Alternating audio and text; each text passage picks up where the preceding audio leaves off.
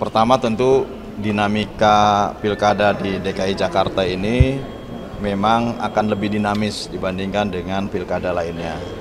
Karena DKJ, ya, daerah khusus Jakarta, akan menjadi sorotan dan akan menjadi vital setelah ditetapkan menjadi DKJ meskipun bukan ibu kota, tetapi nanti ada kawasan aglomerasi.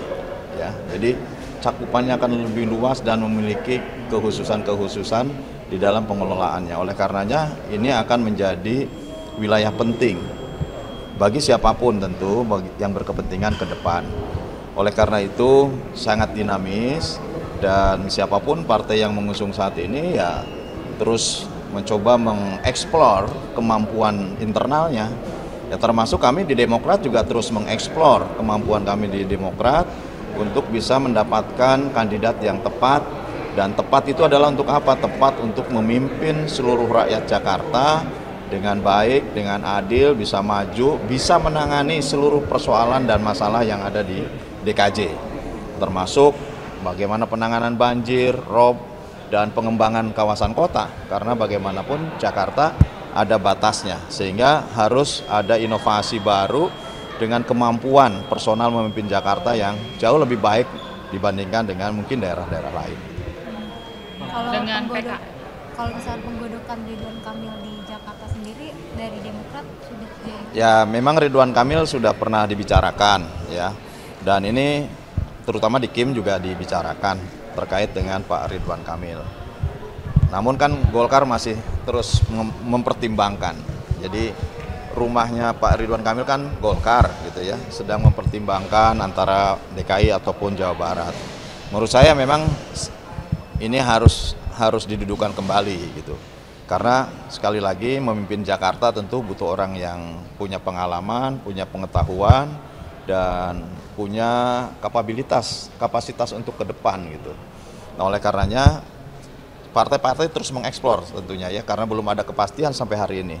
Dan tidak ada partai yang cukup untuk mengusung sendiri. Oleh karenanya kan harus berkoalisi. Nah kalau berkoalisi berarti harus mencari koalisi. Nah ketika mencari koalisi tentu juga harus ada kandidat yang diusulkan oleh masing-masing partai dalam koalisi. Nah ini kan belum terjadi juga gitu. Ini yang sampai saat ini biasanya kalau wilayah ataupun daerah lain di Demokrat sendiri mengeluarkan surat tugas gitu. Nah sampai saat ini untuk DKI Jakarta kami masih menggodok di internal. Ya di internal kan ada kandidat-kandidat juga, ada Pak Mujiono, ada Pak Dede Yusuf, kemudian ada Mbak Selika, banyaklah internal yang sekiranya mungkin kalaupun tidak perspektifnya nanti bisa menjadi calon gubernur, kami juga bisa berkontribusi mengusulkan untuk calon wakil gubernur gitu. Nah tetapi sekarang yang harus dipastikan mana sesungguhnya kandidat yang ada. PKS memunculkan Pak Sohibul Imam, kemudian ada yang memunculkan juga Pak Anies, ada yang memunculkan juga Mas Kaisang gitu kan. Pak Ridwan Kamil tentu muncul sejak awal. Nah ini yang sedang kami godok bersama. Pak izin update juga soal Demokrat untuk mendukung Pak Anies tertutup bagi Demokrat. Kenapa? Apakah ini ada peluang yang tidak peluang bagi Partai Demokrat mendukung Pak Anies? Yang pasti kami sampai saat ini tidak membicarakan Pak Anies. Pak Melo di Kim itu kan sudah ada kesepakatan untuk mengusung Pak Ridwan Kamil. Tapi saat ini Golkar masih menahan-nahannya karena masih melihat elektoritasnya. Ini gimana Pak? Ya kan itu sangat bergantung juga kepada internalnya. Tapi untuk calon gubernur tentu sangat bergantung juga nanti kepada Pak Ridwan Kamil. Pak Ridwan Kamil akan maju di Jakarta atau maju di Jawa Barat, kan begitu. Nah kalau maju di Jakarta ya kita lihat Kim apakah memang akan mengikatkan diri untuk sama-sama mendukung Pak Ridwan Kamil dengan kandidat yang nanti wakilnya kita godok bersama atau diusulkan, ataukah apa. Ini kan terus pembicaraan silaturahmi dan komunikasi politiknya terus dijalin. Dan saya kira belum ada sesuatu yang pasti betul siapa yang akan diusung. Oleh karenanya dinamika ini ya terus dibuka, dinamika ini terus dibuka di dalam partai-partai, dan kemudian komunikasinya ya menjurus kepada siapa yang nanti tepat gitu. Nah nanti setelah itulah baru mungkin diumumkan kepada publik. Pada akhirnya kan akan terbuka juga kepada publik gitu. Tapi Pak Ridwan Kamil sendiri itu sebenarnya lebih memilih kemana sih Kang? Kalau Saya kan bertemu dengan beberapa orang.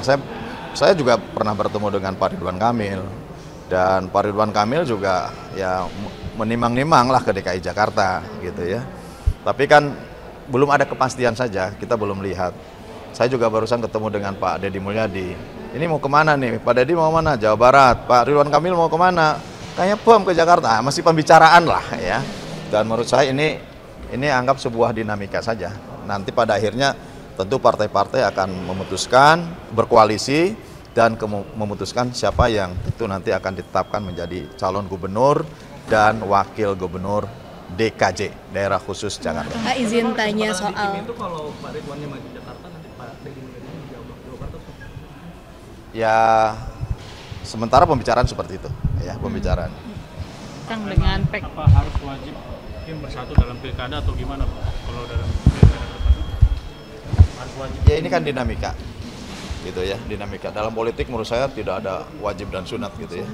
Kita lihat saja nanti keputusan koalisi. Yang pasti Kim memang untuk Jakarta ini Kim memang solid lah untuk melahirkan pemimpin DKJ yang tentu nanti sesuai dengan harapan dan keinginan masyarakat Jakarta. Kang, dengan adanya PKS tidak mengajukan nama Pak Anies, apakah PKS ini akan diajak oleh Kim untuk berkoalisi dalam Jakarta nantinya? Kita lihatlah ke depan ya. Kemungkinan Kita ada. dalam politik kan semua kemungkinan itu ada.